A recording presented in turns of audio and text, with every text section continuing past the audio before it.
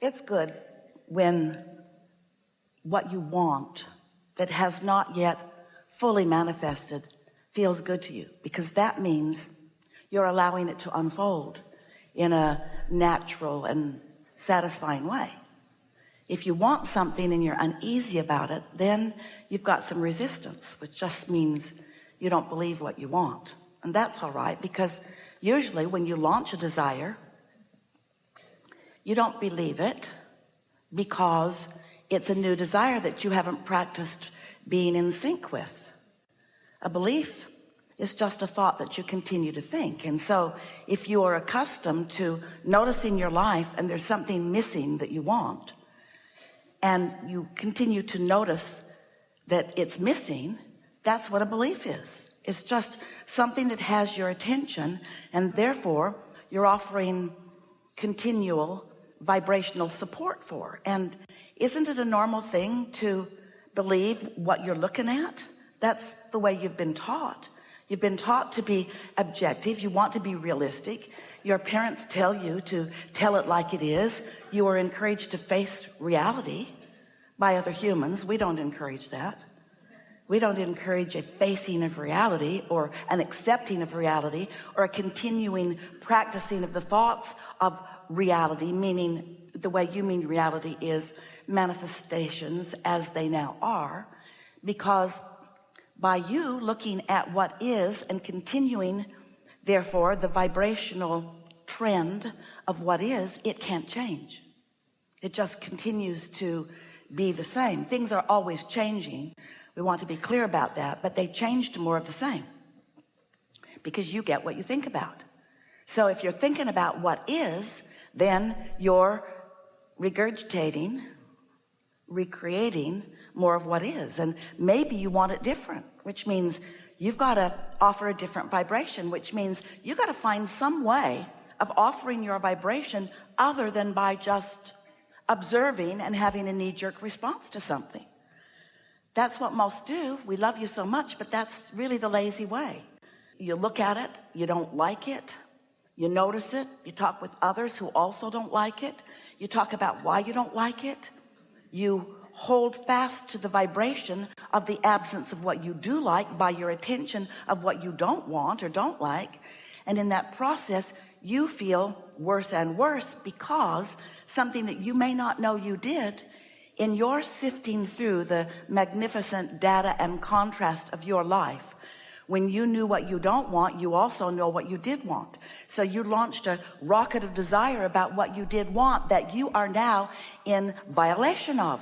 You're in contradiction of it. Your life showed you that you prefer it this way, but since it is this way, since this way, which is what caused you to focus and know you wanted it that way, but since it's this way, and since you are enamored with this that is, because you can see it and hear it and smell it and taste it and touch it, and it's real, and others can see it too, then you hold yourself, you don't mean to, but you hold yourself in vibrational opposition to the very desire that you have newly given birth to.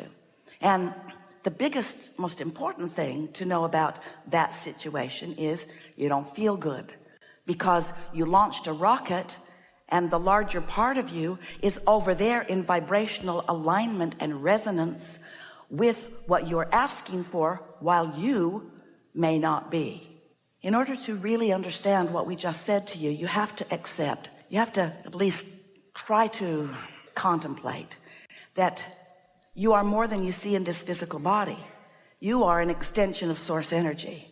And the source energy part of you from which you have come and focused into this body remains non-physically focused. Your soul, your source, we call that your inner being.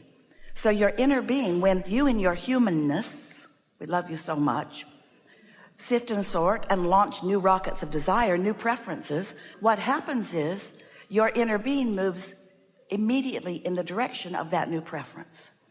And so there is therefore a potential of there being a vibrational split between you and you who's still focusing on what is, and your inner being who's focusing upon the new intention, the new desire, the newfound vibration.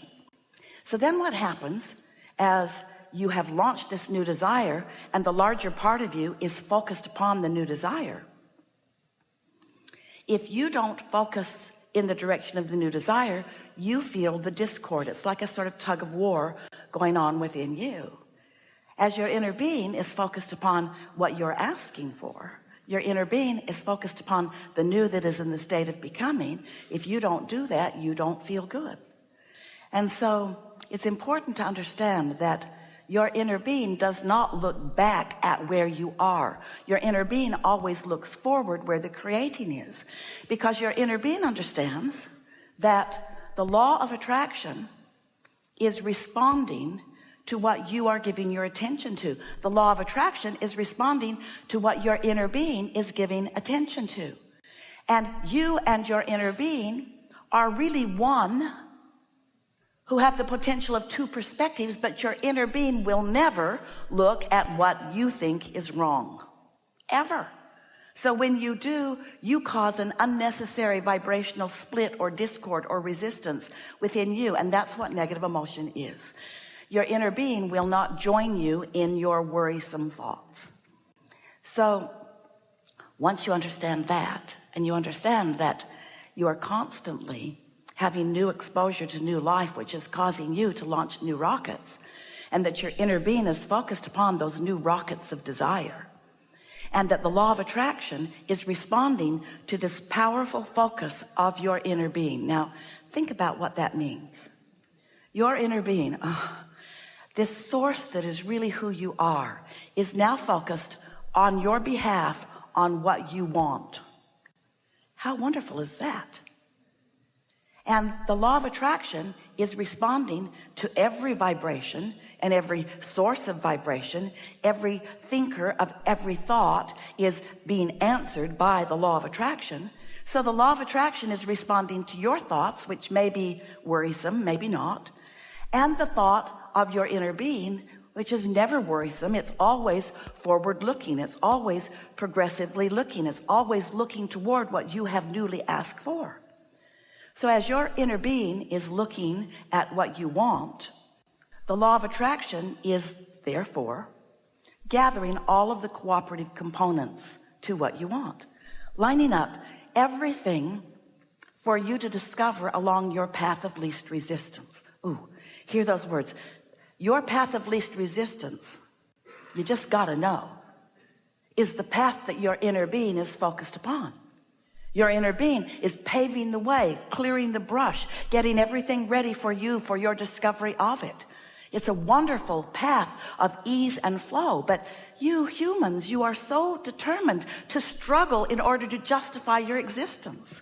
And so you'll choose the hard way, usually because you think it will bring you more reward. You ought to know by the way it feels, it's not rewarding you. You're punishing yourself unnecessarily. You're not taking the path of least resistance. That would be like getting on an open highway and moving to where you want to go, or saying, no, I think I'll go cross country today. I've got my fence clippers. I'll clip the farmers' fences and I'll drive through the ditches and I'm going to go the hard way.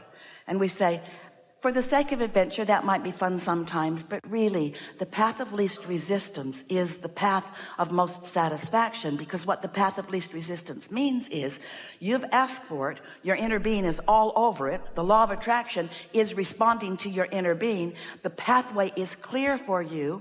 And if you are in vibrational sync with your inner being, then impulses are occurring to you that are leading you joyfully and with confidence in the direction of what you want. And a life like that is really a lovely state of being, where you receive an impulse, feels good to you. You're wise enough to know that this good feeling means that there's no resistance within you right now.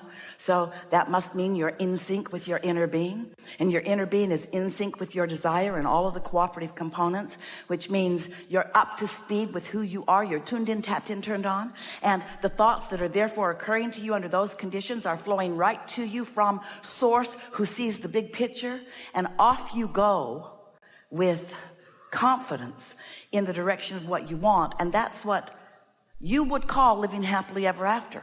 It's what we call deliberate creation. It's what we call being who you really are, doing what you came to do.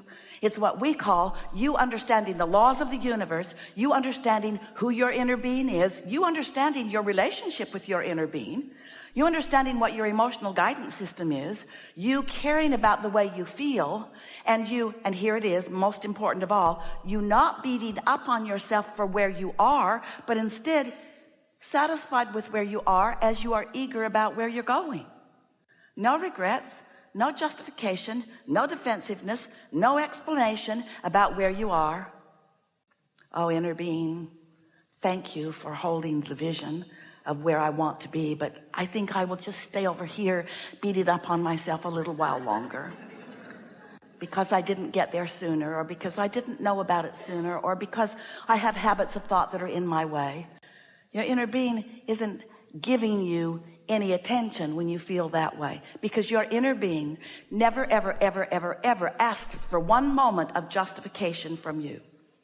And when you are justifying or defending or rationalizing, then you're looking at what you don't want and trying to explain why you're where you don't want to be. And since your inner being never does that with you, then you're someplace your inner being is not. In other words, your focus has you not disconnected, because you can't disconnect from your source energy, but you can pinch yourself off pretty good. And when you do, you don't feel very good, do you?